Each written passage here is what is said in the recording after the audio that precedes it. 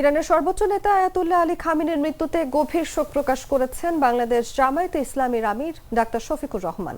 রোববার জামায়াত আমির তার verified Facebook পেজে এক পোস্টে শোক প্রকাশ করেন। শোক প্রকাশ করে তিনি বলেন, মধ্যপ্রাচ্যের বর্তমান অস্থিরতা ইতোমধ্যেই আঞ্চলিক স্থিতিশীলতাকে চরম ঝুঁকির মুখে ফেলেছে।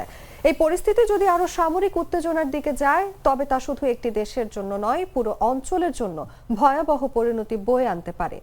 পবিত্র রমজান মাসে যে কোনো ধরনের হামলা বিশ্বজুড়ে সাধারণ মানুষের হৃদয়ে গভীর ক্ষোভ ও উদ্বেগ সৃষ্টি করবে এবং বিশ্ব শান্তিকে আরো বিপন্ন করবে। বিশ্ব শান্তি রক্ষায় জাতিসংঘ ও বিশ্ব নেতাদের এখনই কার্যকর ভূমিকা নিতে হবে বলেও উল্লেখ করেন তিনি।